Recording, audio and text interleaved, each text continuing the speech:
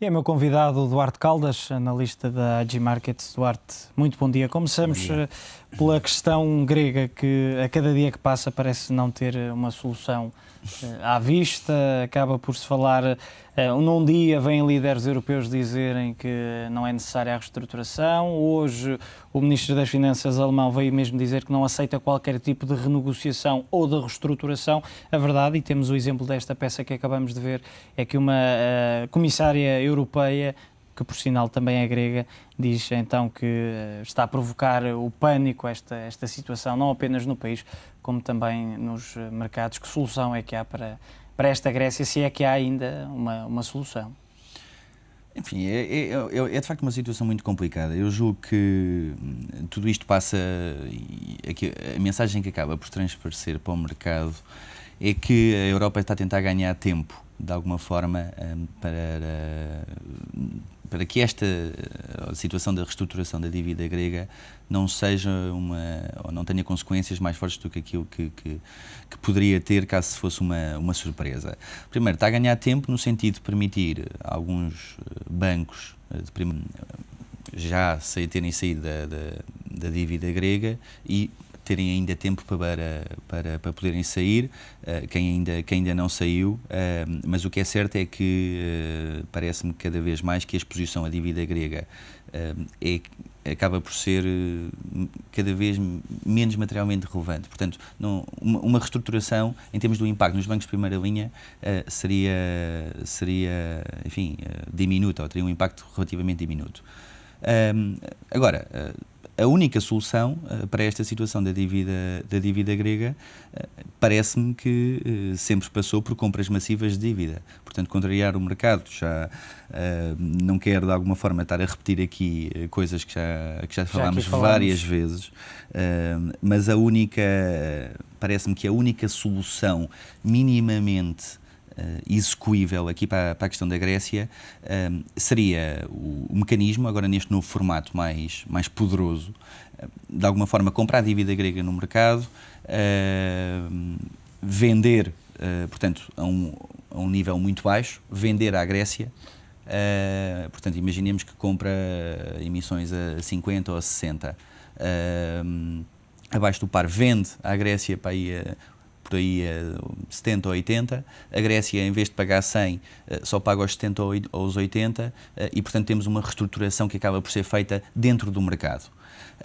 E parece-me que esta é a única forma de nós conseguirmos ter aqui uma saída mais ou menos airosa, mas nesse aspecto, ou para que nós conseguíssemos uma solução desse género, enfim, o mecanismo, ou a zona euro ou a Europa tem que abrir os cordões à bolsa e, de facto, empenhar-se numa solução dessas, que não é nada fácil, especialmente tendo em conta as discussões que ocorrem, ou a tomada de decisão, ou o processo de tomada de decisão cada vez mais complicada que assistimos e as controvérsias a nível dos vários países membros. Quem parece ter aberto os cordões à Bolsa é a China, em relação a Portugal.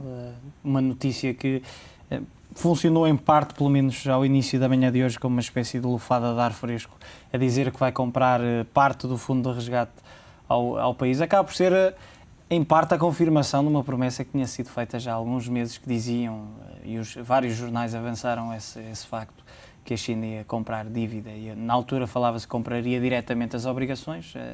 A dada altura falou-se que comprou, não se soube ao certo, mas a verdade é que agora parece estar mesmo disposta. É um sinal, podemos dizer, de confiança em relação ao país? Eu acho que mal seria que a China não estivesse interessada numa emissão destas Eurobonds. Portanto, isto são obrigações que têm um rating melhor que o rating da Alemanha, porque são suportadas por todos os países da zona euro e, portanto, a procura, já na última emissão que nós assistimos, a propósito da Irlanda, a procura tinha sido enorme e, portanto, faz todo o sentido que haja, por parte do mercado, uma aceitação bastante saudável e bastante confiante nestas emissões. A China vir dizer isso relativamente a uma emissão deste género não é de forma alguma surpreendente, nem pode ser, é até bastante confortável.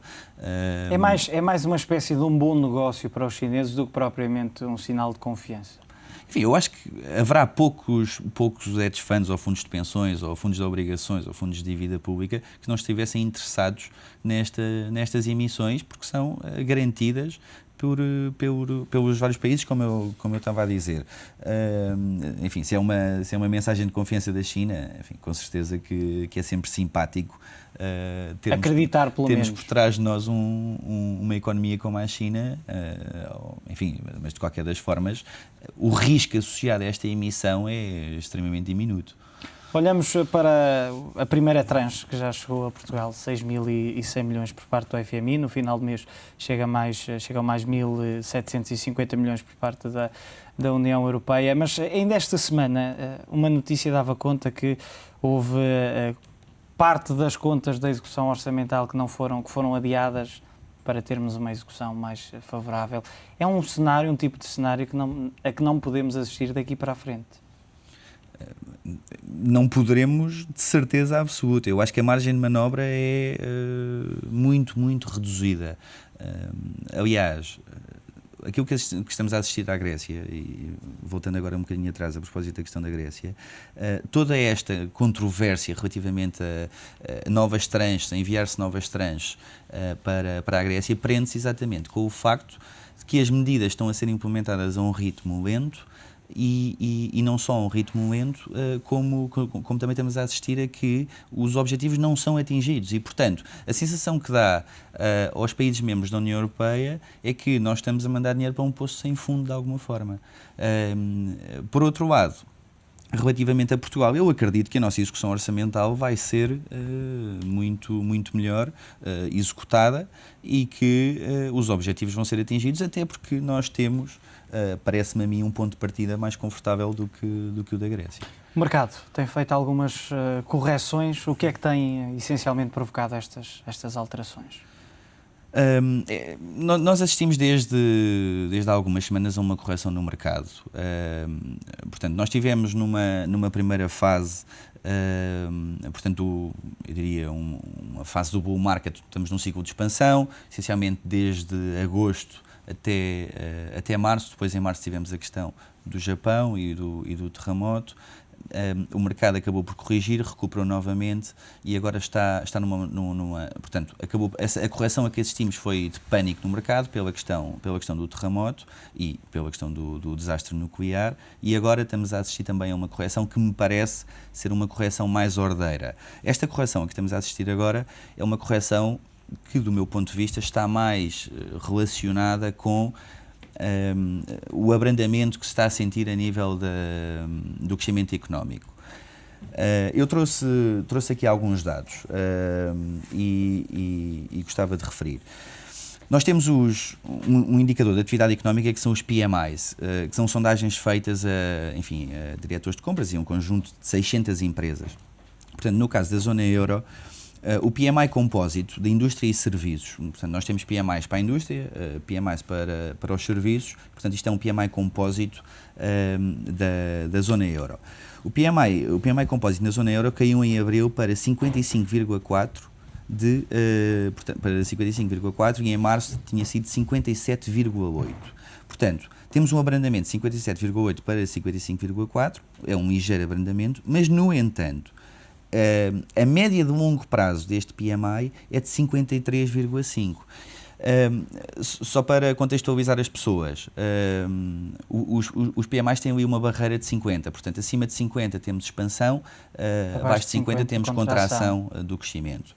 E, portanto, ter um PMI compósito a 55,4 é bastante saudável. E eu acho que essas acabam por ser as boas notícias. O mercado acionista nos últimos 2 anos acabou por valorizar quase 100%, portanto, duplicou. Portanto, estarmos a assistir agora a uma correção a estes níveis, como eu disse, PMIs em março de 57,8, acaba por ser exatamente uma boa notícia, porque o nível a que estamos a assistir a correção é um nível bastante confortável. E, portanto, mesmo que assistamos ainda a uma diminuição da atividade económica nestas próximas semanas, ainda assim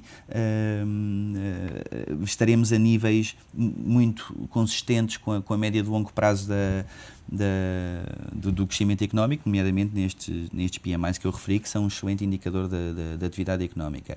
Daí que eu acho que estas correlações são saudáveis, mas parece-me também que o mercado, já corrigimos para aí 6 ou 7%, portanto uma correção considerável na maioria dos índices, e parece-me que o mercado está preparado para voltar agora a apostar novamente em commodities, etc., que também têm vindo a corrigir, e portanto eu continuo otimista quanto à evolução do mercado acionista nos próximos, e commodities, como referi, nos próximos meses. Em termos de mercado cambial, o euro hoje especificamente está a valorizar.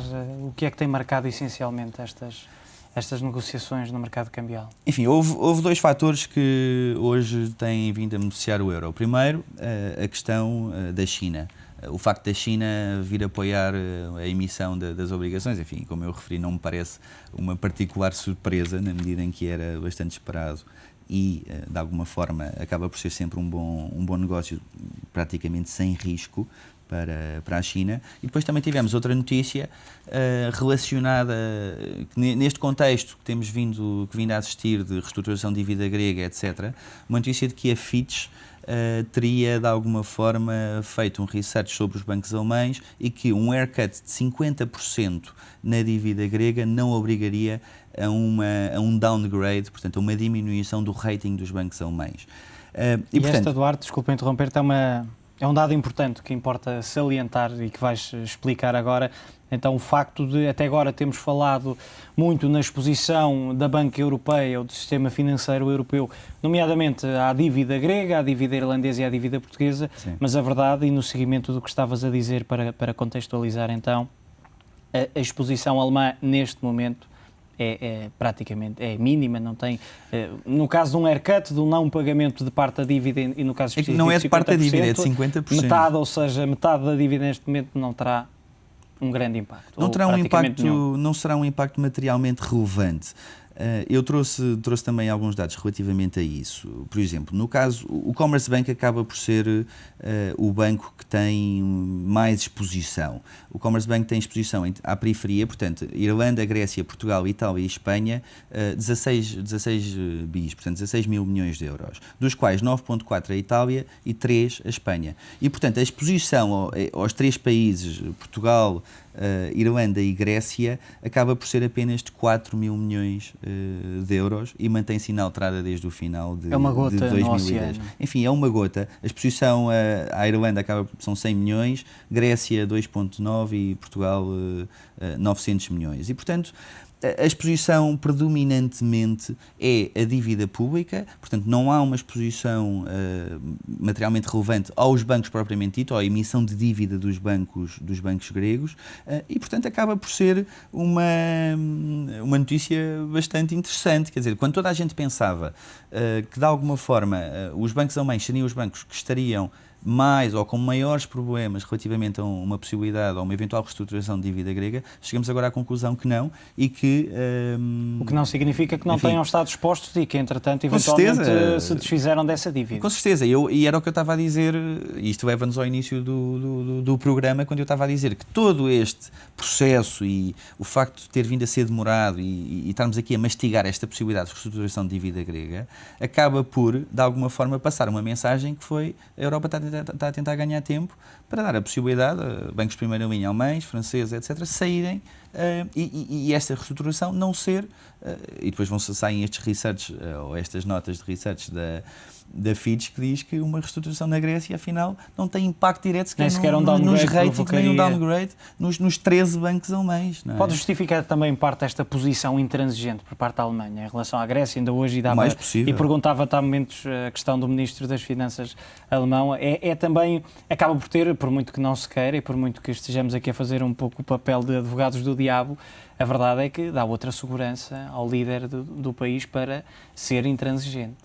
Enfim, sabendo que a sua banca não tem um nível de exposição que pusesse eventualmente em risco. Mas a questão é que não tem um nível de exposição exatamente porque houve aqui houve este atrasar. Estratégia... Claro, houve aqui este atrasar. A mensagem que agora acaba por passar é muito bem, então agora que a situação já está resolvida para nós, não é? Nós alemães, ou nós bancos alemães, façam lá a reestruturação, porque para nós isto já não vai ter grande impacto.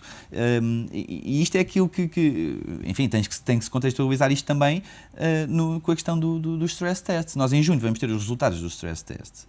E dos 13 bancos alemães que foram sujeitos aos stress tests por parte da EBA, portanto a European Banking Authority, enfim, vão passar todos. E, portanto, vamos ter novamente boas notícias para o setor financeiro.